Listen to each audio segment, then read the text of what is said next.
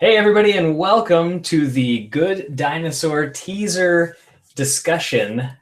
We are Pixar Post. I'm TJ. I'm Julie. And we're going to have some fun talking about the big news that came out today of the first look that's been publicly made for the Good Dinosaur. We're very excited about it. And as usual, we were thrilled to have Dan the Pixar fan, along with us. So say hello, Dan. Hello to everyone.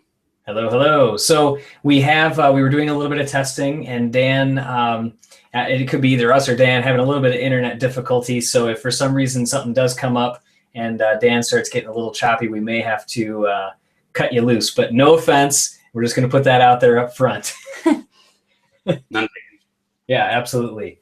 And did you tweet anything out saying that we're getting kicked off? Yep. Okay, fantastic. So, of the news today, first things first, we loved the new teaser poster logo that was out there. So Julie took it upon herself right away to get out there, get some fabric paint, and we started making templates, and we have some shirts. So yes, we're pretty excited about that. So the nice theming of the blue with the green, we loved it. We love the simplicity of it, how it looks like it's on like a stone or a rock with like the blue moonlight coming in there. And then you've got, it looks like, obviously, we were assuming Spot's hand, and then the outline of Arlo, as you see. We absolutely loved it, and couldn't wait to do something with it. We're going to try to do some more fan art. We've got a couple ideas in mind already here. But before we get going too far on it, what were your thoughts on it, on the poster, on the logo? Oh, and just the poster? Yeah, just the poster first. Let's talk about that, and then we'll get into the teaser trailer. I obviously loved it since I made shirts with it this afternoon. But I love how simple it is, and it tells the story. Right. If that makes sense. It gets a point. You've got it's a human, you've got the characters, and then Arlo. Yeah, absolutely. So I just love how it's very beautiful, but still so simple. Yeah, it's definitely very simplistic. Dan, what were your thoughts on it? That caught me off guard because I don't there, but had you seen it before it came out today? The image of the teaser poster? No, we haven't seen the poster. No. Yeah, so I hadn't seen it either, and so I was pleasantly surprised with that. I love minimal stuff, as you know. I love how they did a lot of minimal stuff with Inside Out, and I love how they're doing that with the Good Dinosaur too. And the design just blew me away. It's so simple, but like you said, it's really beautiful. I love it. Yeah, so I've already had some envisionments that I need this to be glow in the dark in places. You love glow in the dark stuff. I think it's fun. So I think it's like really cool. Like obviously with like I'm looking over here because I've got it off to the side here, but like with the neon green. And with just like the hand, I mean, it just works. I just absolutely love it. It really hit me, and as soon as I saw it, I was like, I want it on my wall. That would look awesome. That's exactly what I thought. Yeah, like wouldn't it look awesome, like printed on like a textured surface or like even like a canvas, just to get a little bit more of that warmth to it. Right. I love the minimal style. I love how they did that with Inside Out. They did it with Lava as well, and they did it with Toy Story That Time Forgot. They've done minimal stuff quite a bit these days. I'm all over it. Absolutely. Also wanted to point out as we're talking about the logo and as we get into the teaser, also want to point out that we do have live question and answer. So if you happen, or comments, I should say. So if you have any comments along the way, if you're watching this directly on Google+, you can type your questions directly in the video there, and we will answer them as they come in. If you're on Twitter, you can use the hashtag GoodDinoPP for Pixar Post, and we will be monitoring that as well for any comments. We're going to be looking for your comments and thoughts on the trailer overall, on the poster overall, and then we're going to go through some of the other screenshots in order for like the asteroid belt, the dinos grazing in the moonlight, the design of some of the characters itself, Arlo's movement, and yeah, I guess that's kind of the general things that we're going to talk about. But if you have anything else, feel free to include those. Again, Good Dino PP, or if you're watching this on YouTube, you can also type in the comments below and we'll be able to pull some of those up. But the fastest way would be either through Twitter or through the question and answer on the Google Hangout itself, if you happen to be watching that way. So, or email. We usually get a lot of emails during this. Yeah, too. email too. info@pixarpost.com is another one we'll be looking at. And Julie will be handling some of those. And if you're just joining us, we have quite a few more people jump on. Hello to everyone. And notice the custom shirts that Julie's already on top of. We're going to be having lots of more Good Dino art. I can tell you that that's going to be the case. So also, if for some reason we're going to be sharing some of the video itself, so I'll show you an example of what that'll be. So if you can see this on the screen now, we're going to be going through and looking at some of the actual clips itself. If for some reason this does start to get too choppy or look a little off for any reason, the screenshots that we're going to be talking about, we also included on our Pixar Post gallery. So you can go to pixarpost.com, click on the gallery button. It'll be under feature films and the Good Dinosaur, of course. And in there is screenshots, and we'll reference the numbers as we go through them. So if you want to look at them in higher resolution, you can always do that as well. All right, now let's talk about the teaser. It was a little over a minute long, and the music in it, the pacing of it, I absolutely loved it right out of the gate. Me too. Before we get too far into it, though, what were your initial thoughts on the teaser, Dan? I loved it.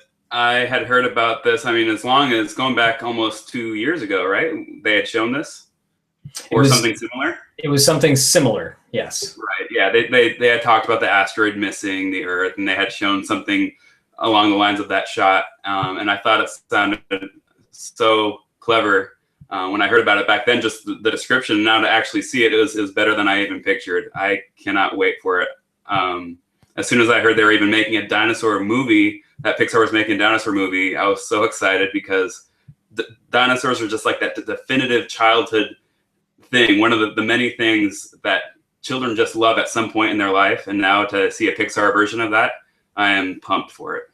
Yeah, absolutely. And what kid, I mean, I don't know if I can say for everybody, but for us, we both at one point wanted to do the whole paleontology thing. Like, what kid doesn't imagine that, right? Yeah, me and Britta are the same way. And same with fish. I loved fish at a time. I wanted to be a marine biologist. Well, Julie did that, yeah. I was into bugs. I was like super into bugs at some time in my life. I was obviously into toys. And there she is. There's a monster. Yeah. I was into superheroes. You know, nails that they get all these just things and that seamlessly. Yep. Absolutely. So let's break down some of the moments of the trailer itself. So I'm going to go ahead and pull up. But what were your initial thoughts? So let's do initial thoughts first. Well, I was excited. I was extremely excited. I think the thing that got me the most was just seeing the rapids. I think that was the part of it that I was like, yes, this is going to be awesome. It's going to be a whirlwind adventure. There's going to be a ton of action. Right, and it was only revealed at the Cannes Film Festival that Arlo falls into the river, which obviously we're assuming was that raging river, after the tragic death of his father. So, right. Spoiler alert. No, it's not a spoiler alert. It was revealed. It was at Cannes Film Festival where they did part talk of the about plot that. synopsis. Yes. So yes. I thought that was really cool. After the tragic event happens, he goes running. I loved the rapids and seeing how he was kind of coming in and out, the panic on his face, kind of how they animated him. He was very, very stretchy again, which is actually something that we're going to talk about and how he moves coming up as well. So anybody that's watching along, we're definitely interested to see what you thought as far as the movement of the characters. For sure, that's something that I definitely want to dig into. So let us know. Good Dino, hashtag Good Dino PP, or directly in the comments on Google Hangout. Any other initial thoughts from your side? I guess my initial thoughts was I thought it was beautiful. I thought it was so good that it was such like a good teaser. Mm-hmm. But I felt emotionally connected almost immediately because we know that Arlo and Spot are kind of have like this pet, Arlo's kind of like an owner and Spot is like the pet. So Right. if anyone has pets or just like friends, it's kind of like going to be like a buddy kind of movie. I feel like, especially towards the end when Arlo was jumping over rocks and Spot was on his back, Mm-hmm. and then they showed this, we'll cut to the logo. the teaser poster Yep. or the poster of it. I felt like almost heartbroken because there's going to be a moment in the film, I think, where the two of them have to separate, where Spot goes with another cave family and Arlo goes back with his family. They can't stay together forever. So this is your early prediction. You're thinking that the heartfelt moments of it Yes. are going to be the what's tugging at us is that they're going to make the best of friends for this movie and then split off at some They're going to need each other to survive, to get back to where they belong, but they can't belong together forever. And like anyone who's had friends that have moved out of state or something, I just kind of feel like that's what it's going to be. It's going to be like, oh, and I feel like this is going to be Spot in a cave putting his hand up after he makes Arlo, and that's going to be the credits. Wow, she's got it all planned out here. All right. Well, actually, that can be a decent throw over to Dan. What are your thoughts on that as far as what Julie's thinking for the plot? Oh, did we lose you? Well, then we'll go ahead and move forward a little bit here. That. Yeah. Yeah, it looks like we're losing you a little bit there. So sorry about that, Dan. We'll go ahead and just keep moving on. I think that certainly has an element that could be there, that there could be this separation that has to happen to create that heartfelt moment. Mm-hmm. But I'm not 100% sold. Okay.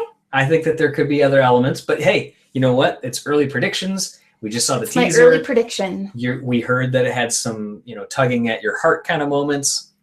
So who knows? Maybe we'll see. One of the things I wanted to talk about, though, from the teaser, and I'm going to go ahead and share this at this point, is how I'm always going to talk about the lighting on things. Oh, yes. And obviously, this is awesome. It looks, so I'm going to pause it here, and I'm just going to gently move it forward a couple frames here. I love how it speeds up, nudges the rock, moves off, and I'm totally in love with the fact that there is debris, like how the debris comes off and the pacing and the speed that it does. Love it! Mm-hmm. God, it's so cool. So then, obviously, it sets up the whole perfect thought that what if the asteroid that killed off the dinosaurs missed the Earth? We've heard that before, that as far as like an early plot discussion or synopsis. But I thought that was such a cool way to like not just say it, but to show it in a fun way. And obviously then you get to the point where you start to see the dinosaurs grazing in the moonlight. So we've got, I'm going to move forward a little bit here. Yeah, so we've got the dinosaurs that are grazing here. They're eating. They see the asteroid go overhead, and they all pop up. But before we get to the humor of that moment, as far as the dinosaurs here, I mean, look at all of this awesome detail that we see in here. Off to the lower right, you've got those curly plants. And again, if this is coming through a little bit grainy or you want to look at more high resolution images, you can always go to our gallery, just pixarpost.com, click on the gallery button. It's under feature films, The Good Dinosaur, and this is screenshot 2, where we're talking about the dinosaurs grazing in the moonlight. But I love the blue glow that kind of comes along with night. Mm-hmm. And then you've got the mist in the ground and the curly plants, like I was talking about in the lower right.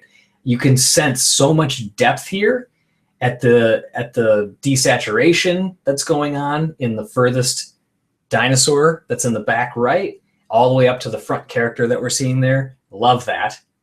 Along with like the leathery lizard skin. Yeah, of you the can dinosaur. definitely start to feel that already. You can start to feel that. But let's just see here. So here comes, I'm going to back it up a little bit. So you've got the asteroid that comes over. Cool how that goes in there. And then obviously they pop their heads up.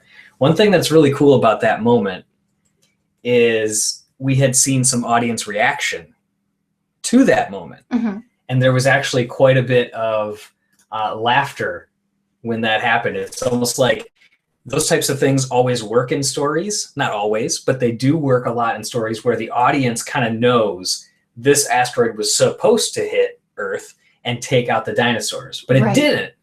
And it's always fun when the audience is in on the joke, or well, in this instance, the cataclysmic event. Yes. But it moves beyond, and I just thought that was so great. So did the humor come through as far as like, did you chuckle at that as well? I did.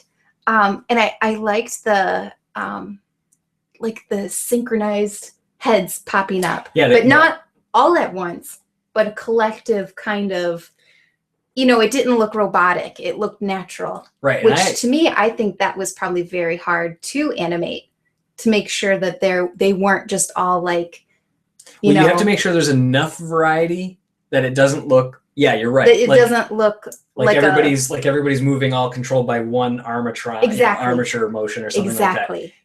But yeah, you don't want it to be so varied that they wouldn't be popping up and notice something very quickly moving overhead. Right. It's just the small like pauses. Even though if you notice when they go back down to eat, there actually is more variance. Right. The further ones go down first, and then the front one's almost like, all right. See, I thought that was very well done. Yeah, that was really cool. I didn't even think about that as far as moving up. Of course you didn't. Alrighty. But yeah, that audience reaction that we had seen as far as like a little bit of theater footage there was actually really cool that, we were able to see that and catch some of the laughter that came through. So that was well received. Yes. In the theater that it was shown in. So and we had a couple of people on email and one person on YouTube say that they kind of agree with me.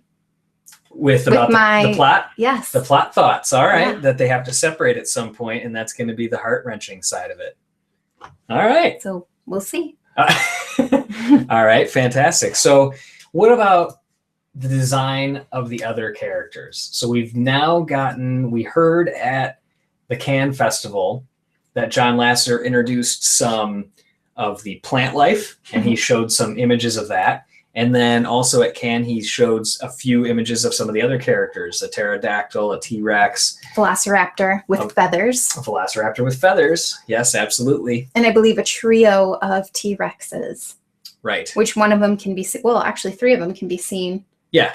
Yeah. But we don't know if the one that's off by itself is the third or if that's one of the same. Yeah, you never know. But so let's talk about some of these. So I'm going to pull up the images again here. We'll start screen sharing again here and roll through. Okay, so the first one we're going to stop on is the pterodactyls. And if you're looking along in the gallery, this is actually 3A is going to be the pterodactyls for the screenshot.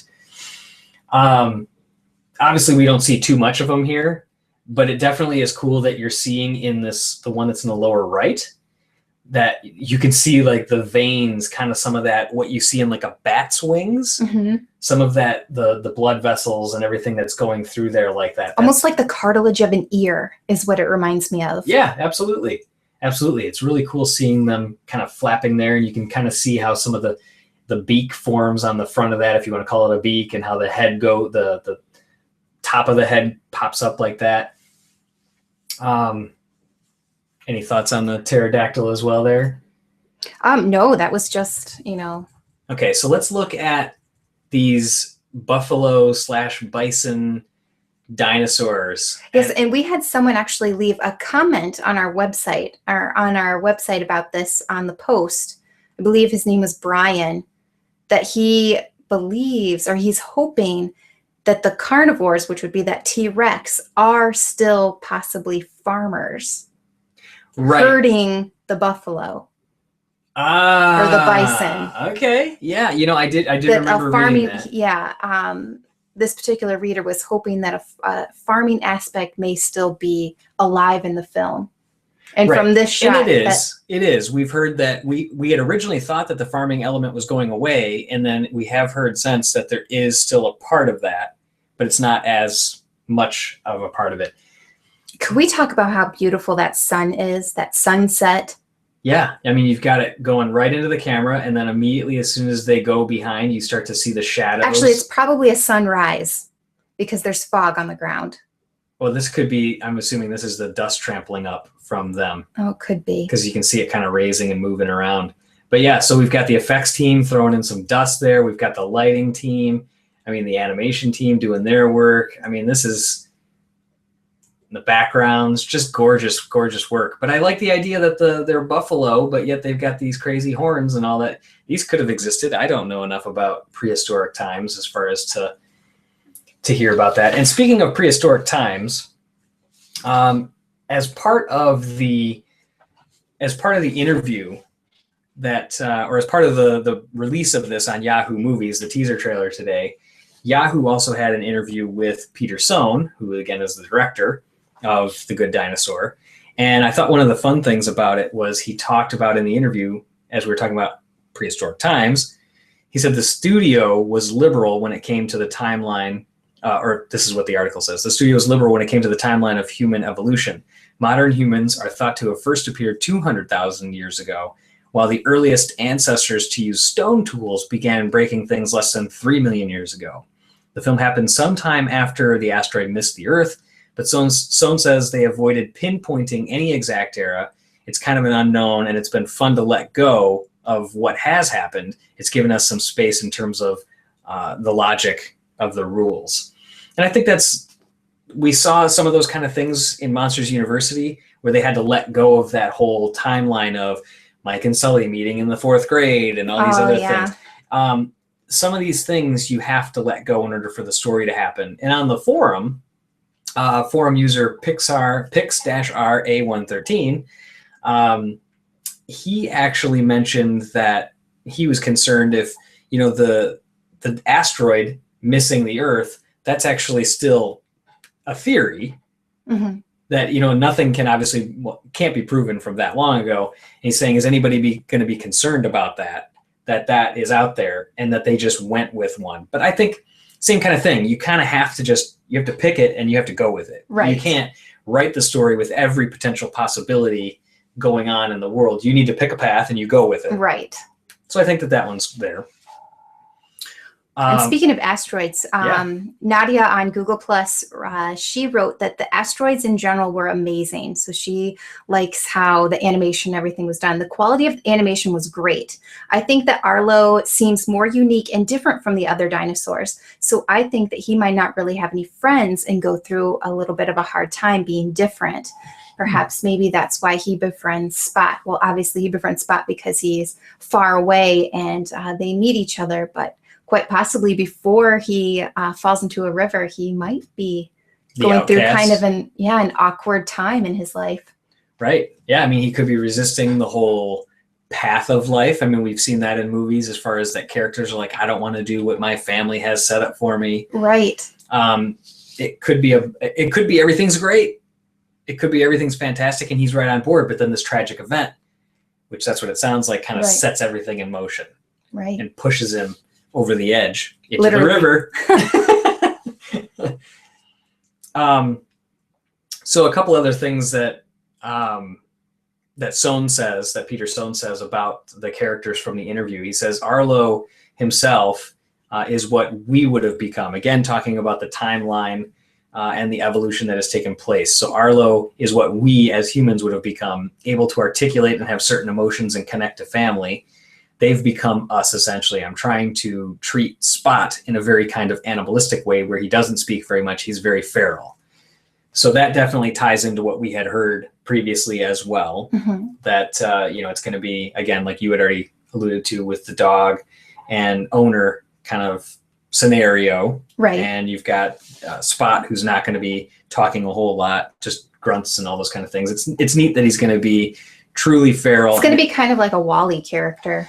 I thought about that too, because you've got Wally, who doesn't do a whole lot of talking, and then you've got Eve, who doesn't really do a whole lot of talking. And it added a special dynamic between those characters when they had to communicate in different ways.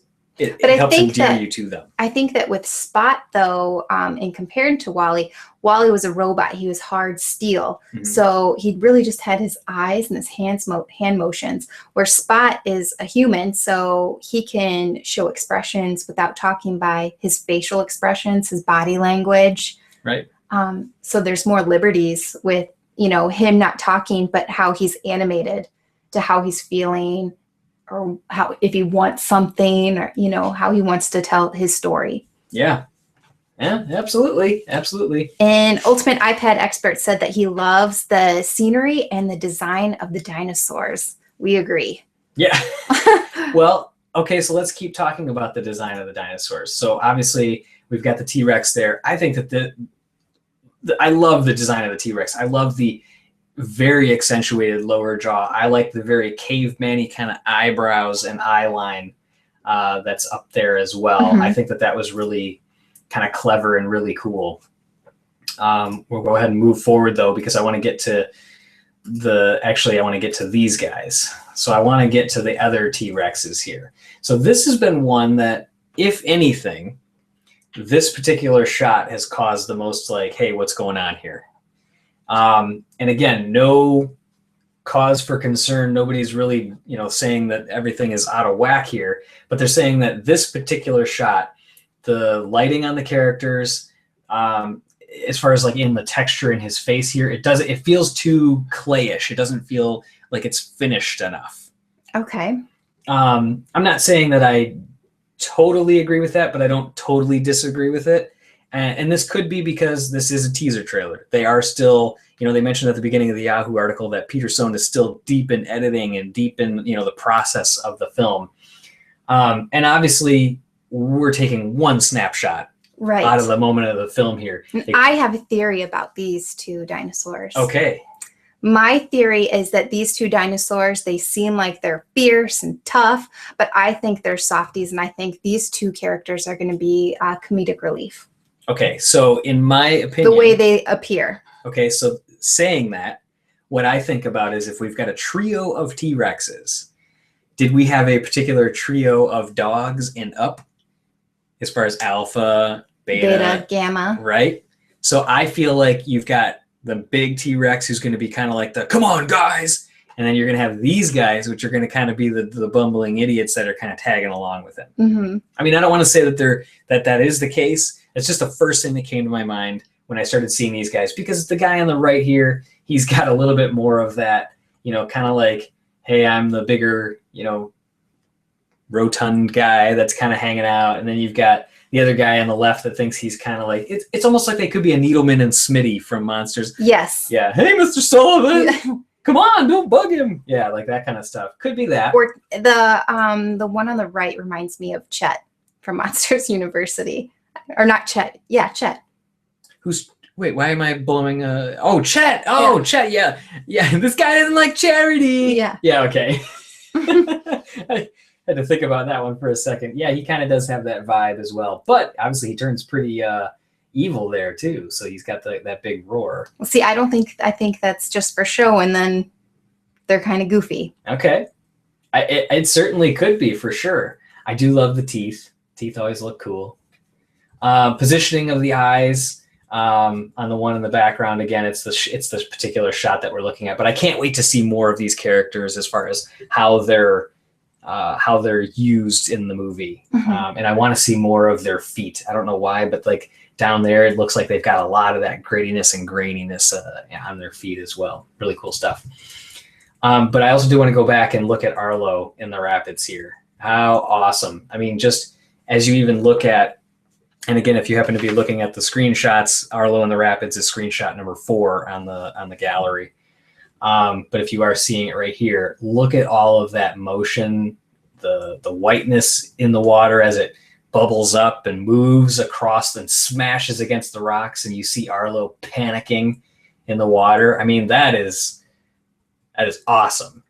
You can definitely see him squashing and stretching up in there. I thought it was interesting. I didn't know he was going to be as jelly-like, if you will. I thought he would be more rigid in his movements. But he's also a young dinosaur.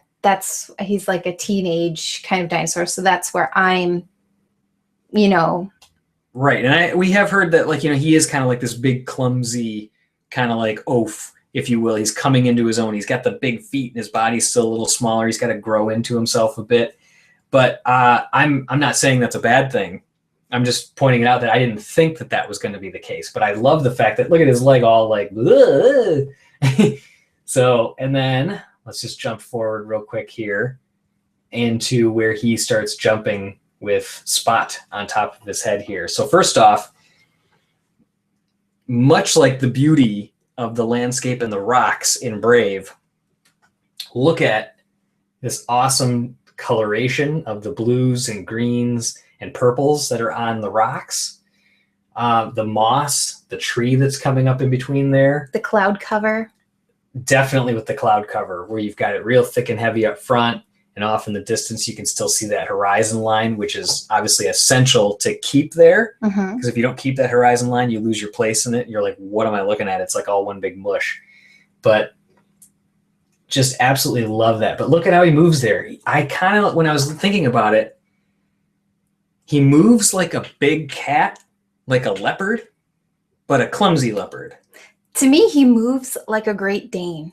Oh, yeah. Oh, that's really cool. Yeah, because totally he does. Those just big. Because they're just big, and they got those clunky huge dogs. Right. That's exactly what it reminded me of. Yeah. But look at this moment, too. He's got that perfect like smile on his face. You can see some of those textures and discolorations in his skin and everything. Love it. Mm-hmm. And obviously this is where it's going to cut and then go right to the logo that we already talked about. But those are a couple different looks that we really enjoyed. Those are the moments that like we're like, whoa. And obviously those are the moments for everybody because there weren't too many of them in the trailer. Yes, we have a lot of people who are saying that they did love the landscaping as well. They like the lens flare. Yeah. A couple people are saying Rex from Toy Story is their favorite dinosaur of all time. So that's fun. Yeah. So we already kind of talked about the logo there, but obviously it cuts to that logo again. And I still can't get enough of it. I don't want to go back to it because we already covered it, but I still can't get enough of it. But let's talk about a couple things as far as Arlo too. And the story, because now that we just ended with like that Arlo and Spot jumping there. And then let's talk about the music, because a couple inquiring minds are chatting about what about the music. Okay, so yes, fantastic. So seeing Arlo and Spot, it talks about and this is what Peter Stone says again, the heart of it has always remained the same in terms of the boy and the dog. I've been very diligent with the story team to kind of protect that and focus on that more. In terms of the world, it has kind of changed a bit here and there, and some of the characters have gone out and new ones have come in. That also brings up another point, which is when I read the original Yahoo Movies article, I remember very specifically thinking to myself, oh, wow, the vocal cast is still there. They talked about Lucas Neff voicing Arlo. They talked about some of the other characters, his mom and dad and all the other things. I went back and looked at the article again. It says this post has been edited at the very bottom of it, and there is no mention of the vocal cast at all. Mm-hmm. So am I crazy? Was that there? Do you remember reading that? I remember the vocal cast being announced. No, I mean like in this article from today. Oh, no, I don't remember. Okay, so I remember vividly. Does anybody else remember reading that if they caught it when it first came out? Send us a message. Good Dino PP hashtag on Twitter. Send us an email, info@pixarpost. I could have swore that was there. I remember thinking to myself specifically, all right, Lucas Neff is still doing it. We've got John Lithgow. Like, I remember it being there. But if that's the case, why is it gone? I don't know. Was that not the case? Did whoever wrote the article carry it over? And then Pixar came back and said, well, wait a minute. We're not 100% on all those.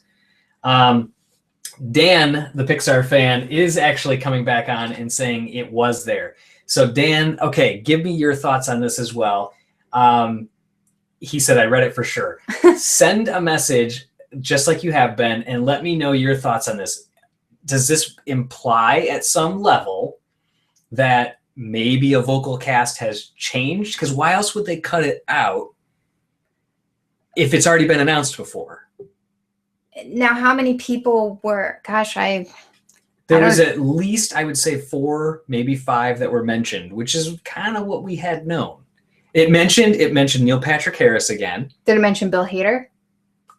I don't recall off the top of my head. Okay. But I definitely remember it being there. And when I went back to pull some of the info for Peter Sohn's discussion, I was like, wait a minute, where'd it go? Interesting. So that's something that I definitely want to keep an eye on, because I want to know what's happening with the vocal cast if they cut it out. There's no other reason to cut it out, is there? Yeah, I mean, unless there was like a last minute change. It's always a possibility. Yeah, I you can't really go back and do like a way back web or anything like that where you can check like history of a post, because it's, at this point it hasn't been a day, because it'll catalog it on that website for other things. But it seems like you have something coming in. Oh, and Dan says, yep, Bill Hader was in there for sure. So yeah, I remember it. I know it was there. I want to know more. So that's something that I wanted to point out there. Yeah, I'm curious too, because I kind of enjoy Bill Hader being a reoccurring Pixar voice role. Right. Yeah, and obviously, I mean, he ties in with so many of their movies now. Yeah, this would be his 3rd, so. And I don't think we know enough of the characters that are in the movie that we can start making conjectures as far as who he'll voice or what it would be for. It was a brother. Like, oh, you're right. Well, all right, we know. We'll see. But yeah, we shall see. We shall see. But that is the music. I was going to say that. I was going to say that's what I was saying but that's kind of my thoughts on the vocal cast side of things. But the music. Okay. Right after we posted it, the trailer, in the forum, people were talking about that, I'm liking Michael Dana as his score here.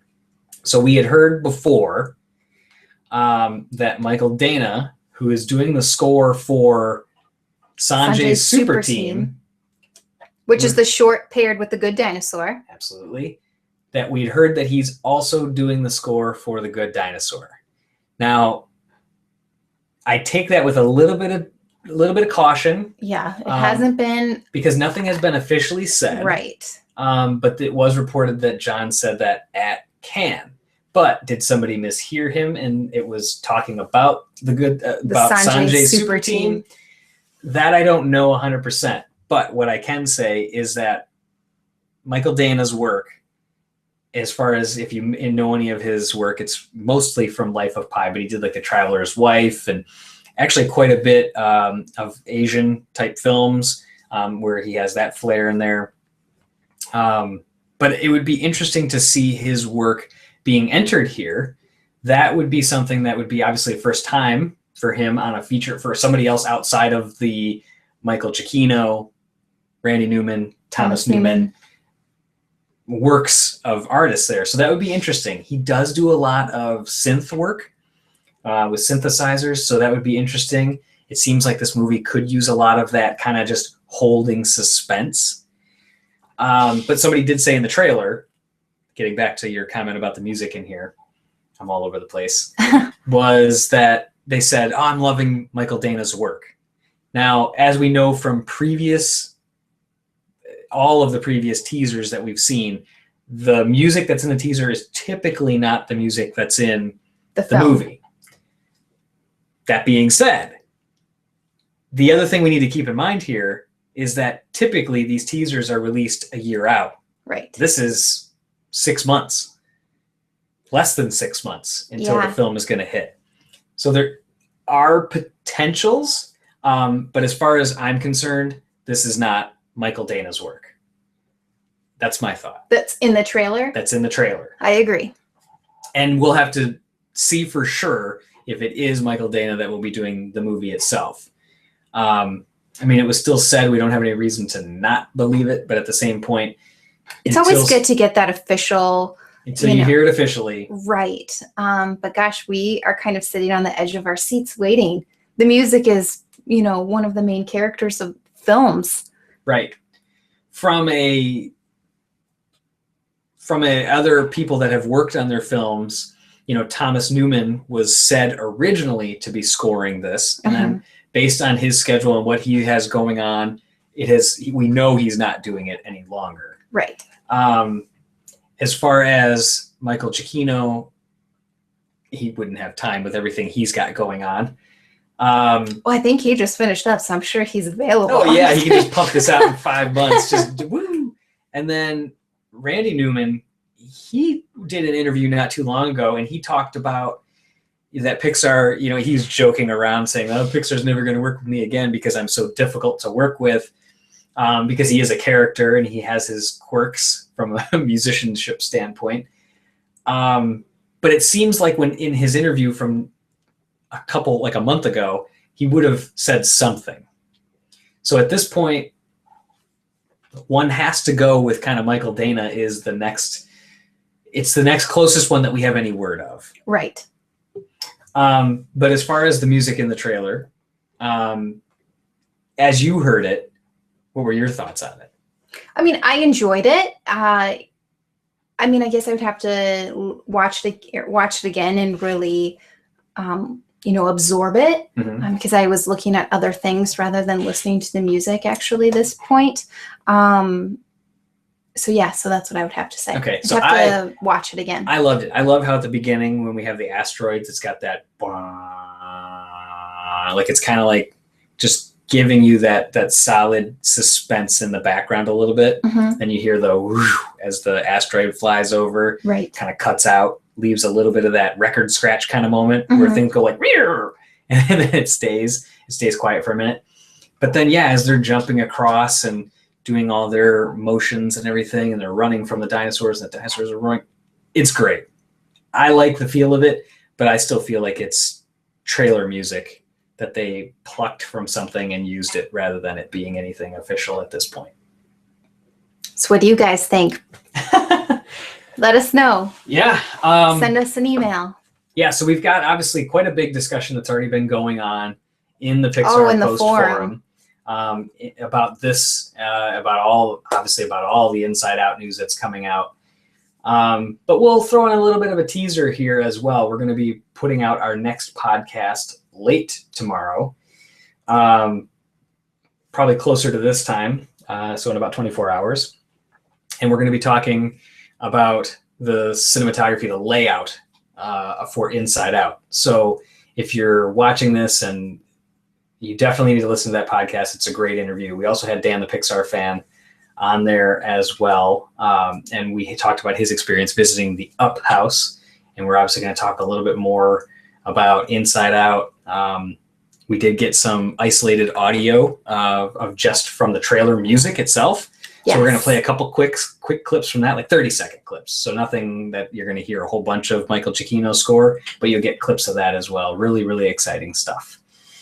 So I think that pretty much wraps up our discussion for the teaser trailer. What are your thoughts? Anything additionally? No, I think that's it.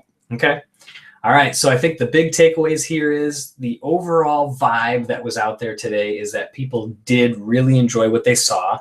They thought the pacing of it, they thought the animation, the characters, overall, everything was a positive. There was a couple quirks out there as far as, like I mentioned, with the character, very lightly. And then also with, that asteroid moment that I mentioned. But again, you have to pick a moment and go with it. But overall, very, very strong, very, very good reaction to the teaser poster with the shirts that Julie made. In case anybody's tuning in late, we already have our t-shirts of the logo going, and we're going to be doing some more with that soon. But very well received, and definitely bringing a lot of excitement. And with this film being out in less than 6 months, we're going to be hit with a ton of news, with trailers, screenshots. So definitely stay tuned. We're getting a ton more coming very, very soon. Yes, and I think my theory is right on the ending of the film, of this shot being the ending. That shot being the ending. You think it's going to just... When they separate, and that's how he remembers his friend. Well, you have a little bit of that that was done already. I don't want to go totally into a whole other thing again, but with the ending of WALL-E with the credits, they did some of those cave drawings. Yeah, well, we'll see. All right. All right. Well, that about wraps up this live hangout to discuss the first Good Dinosaur teaser trailer that was released, and we certainly hope you enjoyed the discussion. And continuing on, if you have any further questions or thoughts in regards to this, if you have additional thoughts, for sure, leave them in the forum. Just go to pixarpost.com, click on the forum button, and then under, if you scroll down, there's the feature films, and then upcoming films, there's one for the Good Dinosaur. Click in there, leave your thoughts on the teaser trailer, and stay tuned because there's going to be a ton more coming. And if you don't leave a comment on there, if you have any other questions, send us an email, info@pixarpost.com. But I think that about wraps it up. So everybody, thanks again for joining, and we appreciate the comments from everybody. And until next time, be sure to stay tuned to pixarpost.com all week for the latest Pixar news. Bye-bye. Bye.